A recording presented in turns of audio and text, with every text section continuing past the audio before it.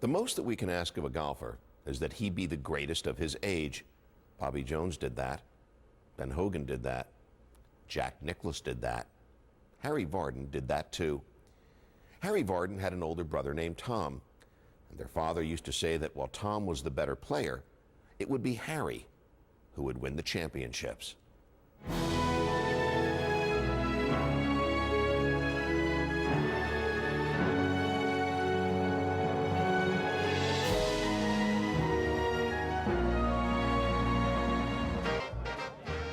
Exactly 100 years before Tiger Woods did it, Englishman Harry Vardon captured the imagination of the public and brought flocking to the golf course people who had never been there before. By way of a greeting in Vardon's time, people would ask each other, "Have you tried the Vardon grip?" Even though Vardon's contemporary J.H. Taylor had worked out the overlapping grip first among the professionals, and evidence suggests that others had found it through trial and error when Taylor and Vardon were still little boys. I was always rather disappointed to think that they didn't call it the J.H. Taylor grip.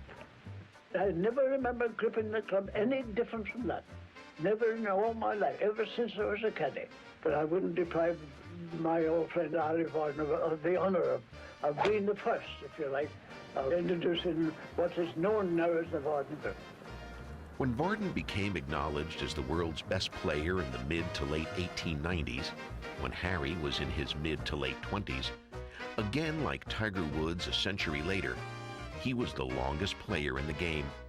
He could reach holes with a pair of woods where other players were still left with a full pitch for their third shot.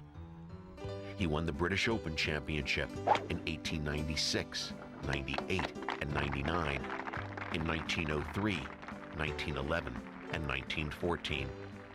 He won the U.S. Open in 1900. Vardon felt he played his best in 1898 and 99, and in health and strength, he was not the same after his trip to America, and he thought he had left a bit of his game in America during his extended tour here in 1900. Before the rubber ball was introduced in 1902, Vardon played the gutta percha, which flew about 80% as far. His swing was the most upright of his time, and two-shot holes were still long enough to require second shots with wooden clubs. It was with long irons and woods that Vardon was his most overpowering, and the up and down nature of his arm swing allowed him to stop long approaches much faster than his peers could. Anyone who watched both Harry Vardon and Bobby Jones play were unable to point out which man had the more rhythmical, lyrical, or powerful swinging motion. And the two best of their time were paired in Vardon's last appearance and Jones's first in the U.S. Open at Inverness in 1920. And the then 50-year-old Vardon lost a final round lead to eventual winner Ted Ray. The three best players of Vardon's time were called the Great Triumvirate, and of the three, Englishman J.H. Taylor rose to prominence first, and Scotsman James Braid last. In 1913, Vardon was still considered the best player in the world, as he had been since 1896. The conversion to the longer rubber-cored Haskell ball in 1902 had not affected his standing at the top, nor, as yet, had his long battles with tuberculosis dimmed golf's brightest international light.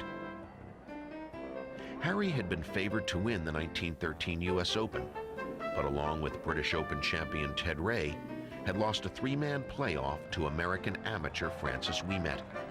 And after the big moment, Americans turned out in record numbers to try the game where Ouimet as David had beaten the two Goliaths. In 1914, the specter of the Great War clearly loomed when the Great Triumvirate presented themselves at the British Open at Prestwick, each hoping to become the first to win 6 championships and break the tie at 5 that the three of them shared. Ted Ray was in the field, and so was Francis Ouimet. The championship was conducted over 72 holes, and 36 were played over each of 2 days. 5,000 spectators showed up to watch the final 2 rounds of the second day, and Vardon and Taylor playing together attracted most of the crowd. A click from a camera disturbed J.H. Taylor's concentration early in the final round, and Vardon, playing alongside, shot a 78 to claim his 6th victory with a 4-round total of 306. 15 years later, in 1929, Harry Vardon attracted a following of purists and old-timers as he played in the British Open at Muirfield. At 59 years old, his putting had long given way to an uncontrollable tremor, but his long game was still sheer poetry, and the purists and old-timers stayed with Harry Vardon until it was over. And as with all good things, it was over much too soon.